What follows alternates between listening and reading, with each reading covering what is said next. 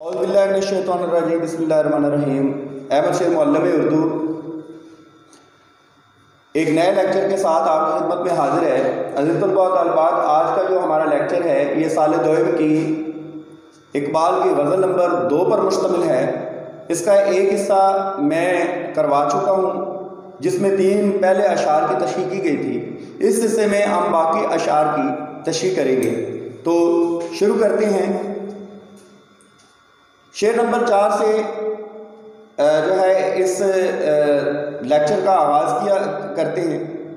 मोह सितारा से आगे मुकाम है जिसका, वो मुश्त खाक अभी आवारगाने राह में है। मफ़हूम है कि वो इंसान जिसका मुकाम व मर्तबा सितारों से भी बुलंद है, वो अभी रास्ते में भटक रहा है। अज़ीज़ तलबा व तालिबात, इस शेर में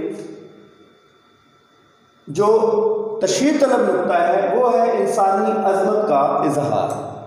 अल्लामा मोहम्मद इकबाल इंसानी अज़मत के कायल थे, क्योंकि वो जानते थे कि अल्लाह ताला ने इंसान को अशरफुल मखलूक बनाकर इस दुनिया में भेजा है और वो दुनिया में उसके नायब की हैसियत से फ़राइज़ अंजाम दे रहा है। नायब क्या होता है? जो किसी के कामात को जो उसे तफवीज़ किए जाते हैं उसका इत्तलाक़ करता है, उसको नायब कहते हैं। गोया अल्लाह ताला ने इंसान में कुछ ऐसी सलाहियतें अता कर दी हैं, ऐसी सलाहियतें वज़ा कर दी हैं, जिन सलाहियतों को इस्तेमाल करके इंसान कायनात की हर चीज़ को अपने ताबे बना सकता है। कायनात में मुख्तलिफ़ चीज़ें पाई जाती हैं, पहाड़, जंगल, मैदान, सहरा, नदियाँ, गर्ज़े के कायनात में हर वो चीज़ जो इसका हिस्सा है वो कायनात है। और कायनात में सितारे भी वो वजूद रखते हैं जो इस कायनात का हिस्सा है। अब सितारे, इसमें महज सितारा का जिक्र किया गया। मह से मुराद चाँद है और सितारा से मुराद सूरज है। दुनिया में चाँद और सूरज भी इस कायनात का हिस्सा हैं, इस दुनिया का हिस्सा हैं, और इंसान की बरतरी उन पर भी वाज़ेह है। शायद बताना ये चाहता है कि इंसान अगर अपनी फितरी सलाहियतों को जो अल्लाह ताला ने उसे अता की हैं वो अगर समझ ले तो ये सितारे और ये चाँद उसके लिए कोई मानी नहीं रखते। इन पर भी वो गालिब आ सकता है और इन पर भी अपनी दस्तरस हासिल कर सकता है।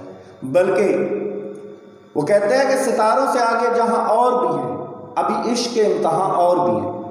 अभी तो वो कहता है कि सितारे तो उसकी गर्द राह हैं, ये तो उसके रास्ते की धूल है, बल्कि उसकी अज़मत, उसकी तो जो परवाज़ है वो नासूत से लाहूत तक है। लाहूत वो अरफा मकाम जहाँ पर खुदा की तजल्लियाँ शुरू होती हैं, और सितारे तो अभी इस जहान में हैं, इस दुनिया में हैं जो नासूत है। तो इंसान की बुलंदी तो उनसे भी ज़्यादा है। तो फिर अरूजे आदमी खाकी से अंजुम सहमे जाते हैं कि ये टूटा हुआ तारा मह कामिल न बन जाए। लिहाजा शायर कहता है कि अभी इंसान को दरअसल अपनी ज़ात का इरफान हासिल नहीं हुआ। अल्लाह ताला ने उसे क्यों भेजा? अल्लाह ताला ने उसे इरफान ज़ात हासिल करने के लिए भेजा। उसे इसलिए भेजा कि वो कायनात में जाकर दीगर चीज़ों से अपना मुवाजना करके अपने मकाम और मर्तबे को पहचान सके, उसे पता चले कि उसका मकाम और उसका मर्तबा क्या है।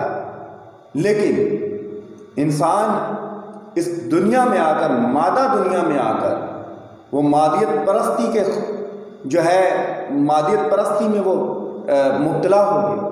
मादियत परस्ती उसके खून में रच बस गई और उसकी वो रूहानी ताकत, वो सिफ़ात जो अल्लाह ताला ने उसे अता की थी वो ख़त्म हो गई है। रूहानियत दम तोड़ रही है।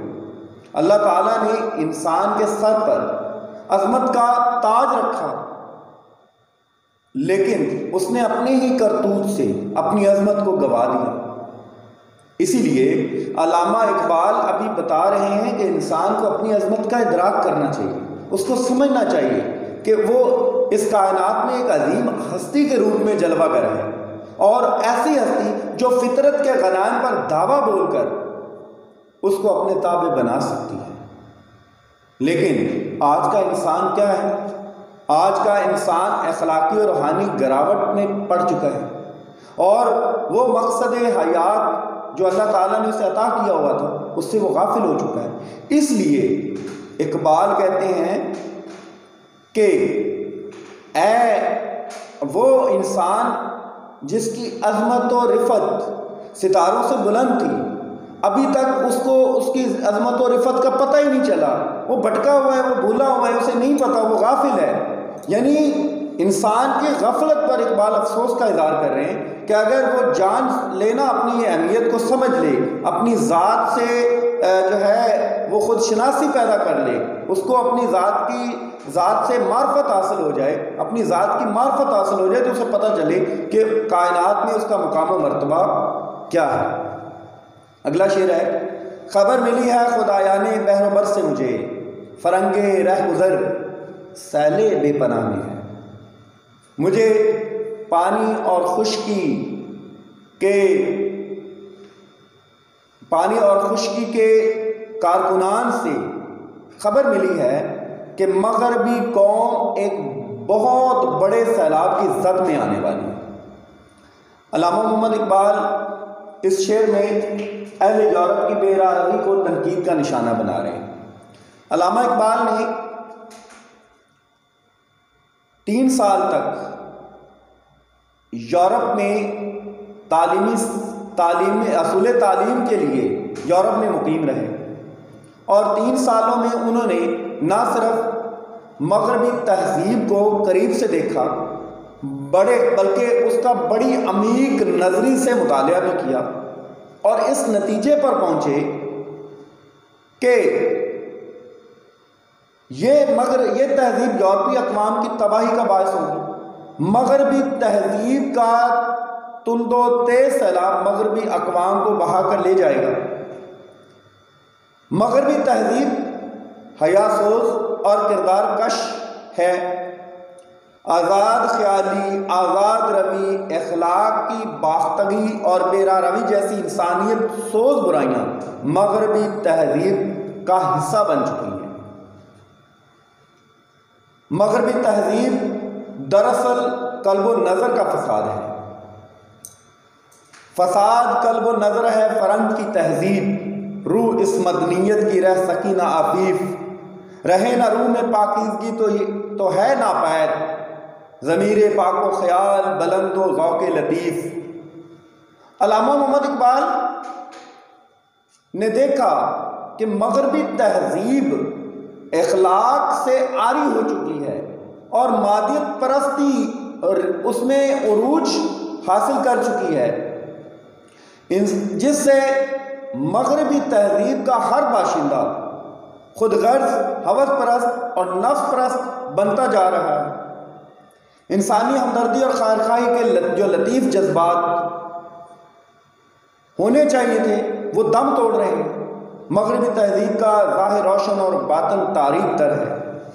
मगरबी तहजीब ज़ाहिरी तौर पर चमक दमक रखती है, लेकिन अंदर से वो खोखली है। नज़र को खीरा करती है चमक तहजीब हाजिर की, ये सनाई मगर झूठे नगों की रेज़ाकारी है। अल्लामा इकबाल मगरबी तहजीब से बेहद खाइफ थे और मगरबी तहजीब पर तनकीद करते हुए नज़र आते हैं। उनकी अक्सर शायरी में मगरबी तहजीब पर तनकीद की गई है, चूँकि वो मगरबी तहजीब की तबाहकारियों और जहनाकियों से वाकिफ़ थे।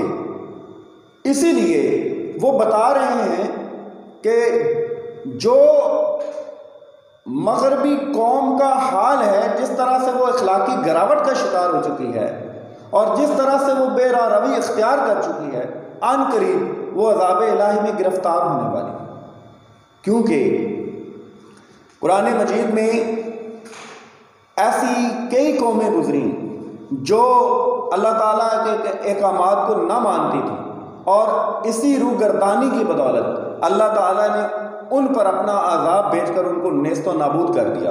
कौम आद, कौम समूद, कौम लूत, ये वो कौमें हैं जिन्होंने अल्लाह ताला के अहकामात की रुगर्दानी की, और फिर क्या हुआ, उनका नतीजा क्या निकला कि अल्लाह ताला के गज़ब का शिकार होकर आज वो दर्स इबरत बनी हुई है, आज भी वो हमारे लिए बायस इबरत है। चनाचा अल्लामा इकबाल ने अपनी मोमनाना फरासत से देखा कि अज़ाब इलाही का सैलाब अनकरीब यूरोपीय अक़वाम को सफ़ा हस्ती से नेस्तो नाबूद कर देगा, मिटा देगा। पाकीज़ा सिरत अफराद का मजमुआ अगर ना हो, वो सिर्फ मादी कुव्वत के बल पर ज़्यादा देर तक ज़िंदा वो मुआशरा नहीं रह सकता। और इसीलिए अल्लामा इकबाल कहते हैं कि मग़रबी तहज़ीब भी चूँकि इखलाक से आरी हो चुकी है और मादियत परस्ती पर उनका सारा दारो मदार मादियत परस्ती है, लिहाजा मादियत परस्ती जो है वो कई इखलाकी बुराइयों का बायस बनती है, और वही बुराइयाँ जो है कौम की ज़वाल का बायस बनती हैं, और यही बुराइयाँ उनके ज़वाल का बायस बन रही हैं। अहले नज़र हैं यूरोप से नौमीद, इन उम्मतों के बातन नहीं बाग, ढूंढ रहा है फरंगे ऐशे जहाँ का दवाम, वाए तमन्नाए खाम, वाए तमन्नाए खाम। शेर नंबर 6, तलाश उसकी फ़ज़ाओं में कर नसीब अपना, जहान ताज़ा मेरी आहे सुबहगाह में है। ऐ गाफिल तो अपना नसीब मेरी सुबह के वक्त की फरियाद में तलाश कर। अल्लामा इकबाल के दिल में मिल्लत इस्लामिया का बड़ा दर्द था। वो मुसलमानों के ज़वाल पर बेहद कुटते थे। उनका दौर भी मुसलमानों के इनाक़ाद और ज़वाल का दौर था। बरसगीर पाक व हिंद में मुसलमान अंग्रेज़ी हुकूमत के मतहत ग़ुलाम की ज़िंदगी बसर कर रहे थे। दुनिया में आलम इस्लाम की हालत ज़ार और बेचारगी और बेबसी छाई हुई थी। अल्लामा इकबाल के दिल में शदीद तड़प थी कि मुसलमान दोबारा अज़मत रफ्ता को हासिल कर ले और दुनिया में इज़्ज़त व वक़ार की ज़िंदगी बसर करे।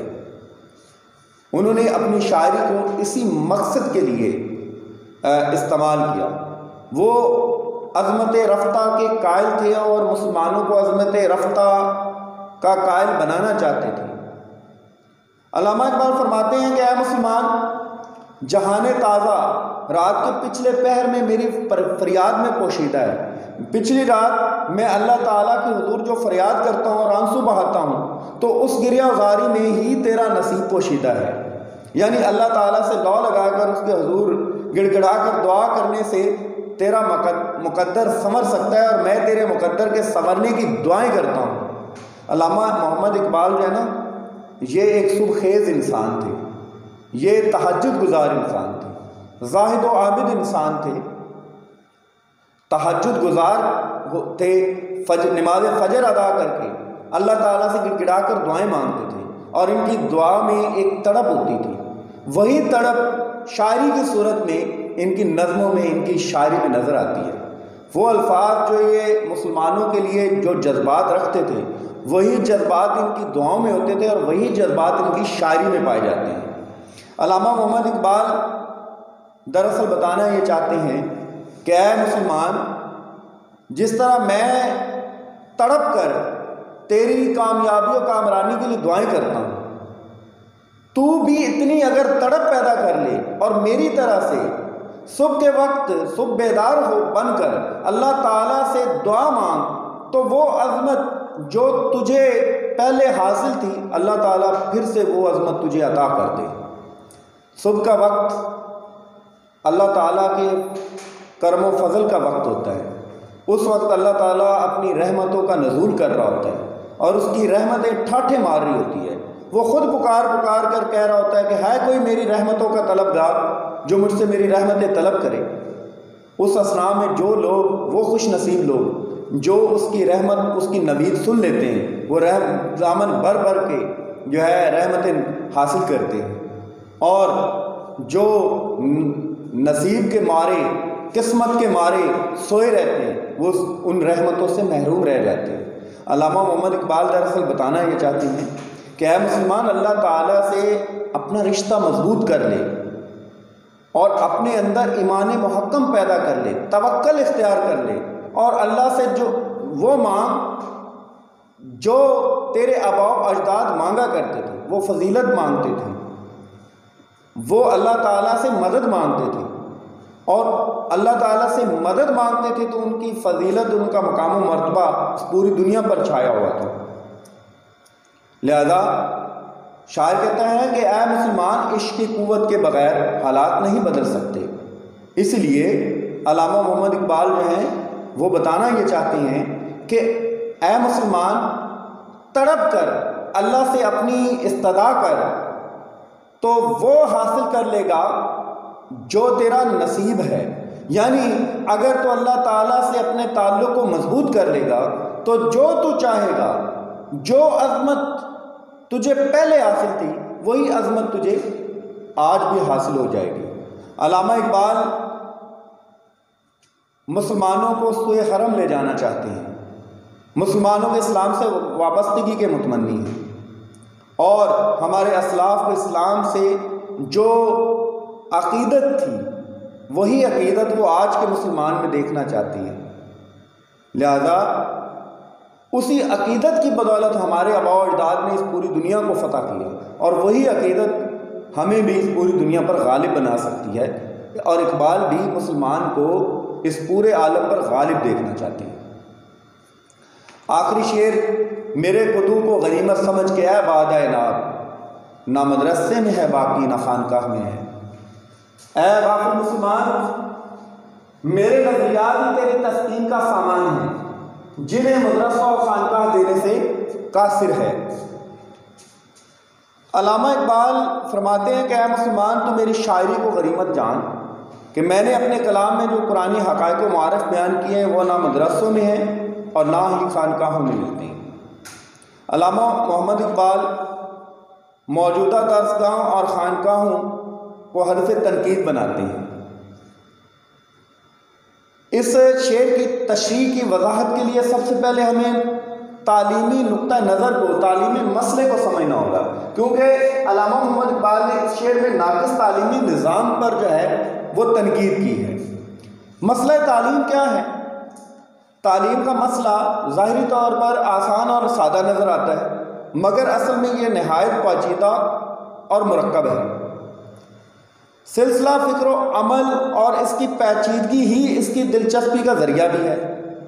इकबाल ने जहाँ दीगर नज़रियात दिए, वहाँ उन्होंने नज़रिया तालीम भी पेश किया। वो तालीम और दूसरे शोबाहाए ज़िंदगी में एक ताल्लुक़ और तसलसल के ख्वाहां थे। ऐसी तालीम जिससे हयात इंसानी की ताज़ीम हो, इंसान की तमाम पोशीदा ताकतों और सलाहियतों को जो कुदरत ने अता की उनको उजागर करना है और नशो नुमा देना है, वो इस तालीम के मुतमन्नी थे। इकबाल के नज़रिया तालीम से पहले हमें उस दौर के जो मरवजा तालीमी निज़ाम थे उनका जायज़ा लेना होगा। अल्लामा इकबाल के दौर में दो निज़ाम तालीम मुल्क में पहलू बपहलू राज थी। एक तो कदीम दीनी निज़ाम तालीम था जो खानकाह पर मुश्तमिल था। खानकाह उस जगह को कहते हैं जहाँ अल्लाह वाले इबादत व दर्स दिया करते थे और बातनी तरबियत किया करते थे। जो मज़हबी मदारस में राज थे, सदियों से एक ही दड़े पर चला आ रहा था और वक्त के जदीद तकाज़ों ने उसमें कोई तब्दीली पैदा नहीं की थी, और इसके बावजूद उसे अपनी जगह पर मुकम्मल समझा जाता था। दूसरा निज़ाम हुक्मरान अंग्रेज़ कौम का राज करता निज़ाम तालीम था जो मदरसों पर मुश्तमिल था, और ये निज़ाम तालीम लॉर्ड मैकाले की फ़िक्री पैदावार था। लॉर्ड मैकाले एक मगरबी माहिर तालीम था जिसको ख़ास तौर पर हिंदुस्तान में निज़ाम तालीम को मुरतब करने के लिए भेजा गया था, और उसने दावा किया था कि मैं हिंदुस्तान को ऐसा निज़ाम तालीम दूंगा कि जिसको पढ़कर, जिसका मकसद क्लर्कों की पैदावार होगा, और इसको पढ़कर लोगों के जिस्म तो हिंदुस्तानी होंगे लेकिन ज़हन व कल्ब खालिस्तन अंग्रेज़ी होंगे। इसका मकसद ऐसी नस्ल तैयार करना था जो ज़हनी तौर पर अपने मुल्क को कौम की बजाय हुक्मरान कौम यानी अंग्रेज़ से वाबस्ता रहे। लिहाजा इन दोनों निज़ामों में से कोई भी ऐसा नहीं था जो मुल्क और कौम की उमंगों और मकासद की तर्जुमानी कर सके। चुनांचा अलामा ने इन पर भरपूर तनकीद की है। सबसे पहले तो वो खानकाहों के हवाले से तनकीद करते हुए कहते हैं, कौम क्या है, कौम क्या चीज़ है, कौमों की इमामत क्या है। कौम क्या चीज़ है, कौमों की इमामत क्या है, इसको क्या समझेंगे ये दो रकत के इमाम। और फिर आगे कहते हैं, उठा मैं मदरसा और खानकाह से नमनाक, न ज़िंदगी न मोहब्बत न मार्फत न निगाह। लिहाजा फिर वो जदीद दरसगाहों पर भी तनकीद करते हैं। शिकायत है मुझे यारब खुदावंदाने मकतब से, शिकायत है यारब मुझे खुदावंदाने मकतब से, सबक शही बच्चों को दे रहे हैं खाकबाजी का। और फिर कहते हैं, गला तो गूंथ दिया अहले मदरसा ने तेरा, कहाँ से आए सदा ला इलाहा इल्लल्लाह। और फिर आगे कहते हैं, और ये अहले कलीसा का निज़ाम तालीम एक साजिश है फ़कत दीन व मुरब्बत के खिलाफ। अब हम आते हैं इकबाल के नज़रियात की तरफ। इकबाल किस तरह का निज़ाम तालीम देना चाहते थे और वो क्यों खानकाहों और मदरसों से जो है वो आज़ार नज़र आते हैं, बेजार नज़र आते हैं। वो कहते हैं, अल्लामा मोहम्मद इकबाल नौजवानों के लिए एक ऐसे निज़ाम तालीम के ख्वाह थे जो उनकी खुदी की तरबियत कर सके। उनका फ़लसफ़ा तालीम उनके फ़लसफ़ा खुदी के ताबे है। तालीम अगर खुदी की तरबियत व इस्तेहकाम नहीं बख्शती तो ऐसा तालीम का निज़ाम इकबाल के लिए ना सिर्फ बेकार बल्कि कौम के लिए नुकसानदेह है। वो खुद कहते हैं, तालीम के तेज़ाब में डाल अपनी खुदी को, हो जाए मुलायम तो जिधर चाहे उधर फेर। इकबाल के नज़दीक तालीम खुद मंजिल मकसूद नहीं बल्कि मंजिल के हुसूल का ज़रिया है। हकीकी मंजिल फ़र्द और मिल्लत की खुदी की तरबियत और तामीर और इस्तेहकाम है। इकबाल ने इल्म की तारीफ इन अल्फाज में की। वो कहते हैं, इल्म से मेरी मुराद वो इल्म है जिसका दारो मदार हवास पर हो। आम तौर पर मैंने इल्म का लफ्ज़ इन ही मानों में इस्तेमाल किया है। इस इल्म से वो तबई कुव्वत हाथ आती है जिसको दीन के मतहत रहना चाहिए। अगर ये दीन के तहत ना रहे तो शीतनत से मुसलमान के लिए लाजिम है कि इल्म को मुसलमान करे। इल्म हक अव्वल हवास आखिर हुजूर, आखिर आदमी नगंजाए दर शऊर। इकबाल के नज़दीक एक इल्म वो है जो अकल और हवास के ज़रिए हासिल होता है और दूसरा ज़रिया जिसकी बुनियाद ईमान और वजदान पर होती है। इकबाल के नज़दीक ये दोनों बाहम मुतसादम नहीं हैं बल्कि इन दोनों का इर्तबात ज़रूरी है। वो इल्म जो ज़ाहिरी हवास और अकल के ज़रिए से हासिल हो और वो इल्म जो रूहानी कुव्वत की देन होता है, दोनों मिलकर एक सही निज़ाम तालीम को मुरतब करते हैं। पहला ज़रिया इल्म इंसान को खुद सरी सिखाता है और दूसरा ज़रिया इंसान को इंसान बनाता है जिसमें खुदा की रहमत होती है। लिहाजा अल्लामा मोहम्मद इकबाल ने जो नज़रिया तालीम दिया वो इन दोनों इदारों में मौजूद नहीं था, क्योंकि जो खानकाह के मुतवल्ली थे वो बेअमल हो चुके थे और उनका मकसद अब मादी बन चुका था। वो रूहानी तरक्की जो उनके आबाओ अजदाद ने की थी, वो रूह की इर्तका के मराहिल जो वो सिखाते थे वो उनमें नहीं रहे थे। इसीलिए क्योंकि आज का जो मुतवल्ली है, आज का जो खानकाह का नशे जो गिद्दी नशीन है, वो बेअमल ज़िंदगी गुजार रहा है और सिर्फ रुपया पैसा और दौलत का हसूल उसकी ज़िंदगी का मकसद बन चुका है, वो खुद बेअमल है तो वो किसी को क्या अमल सिखाएगा। लिहाजा दूसरी तरफ अगर हम मदरसों की तरफ आए तो मदरसों में सिर्फ़ और सिर्फ मादियत परस्ती सिखाई जाती है, वहाँ भी अखलाकी और रूहानी जो इर्तका के मनाजिल हैं वो नहीं सिखाए जाते। इसलिए इकबाल इन दोनों निज़ामों पर नुक्ता चीनी करते हुए नज़र आते हैं और वो मुसलमान से मुखातिब होकर कह रहे हैं कि मेरे कुदू, यहाँ कुदू से मुराद उनके वो नज़रियात हैं जो उन्होंने शायरी के ज़रिए हमें दिए हैं। वो कहते हैं कि मेरे नज़रियात ही दरअसल वो सामान है कि जो तेरी हस्ती की तामीर कर सकता है, वरना ये नज़रियात मदरसे वाले भी नहीं दे सकते और खानकाहों वाले भी नहीं दे सकते। अज़ीज़ तलबा व तालिबात, इसी के साथ आज का लेक्चर इख्तिताम पज़ीर हुआ। उम्मीद है आपको ये लेक्चर पसंद आएगा। अपनी दुआ में याद रखिएगा और मेरे लिए दुआ करते रहिएगा। अस्सलाम वालेकुम।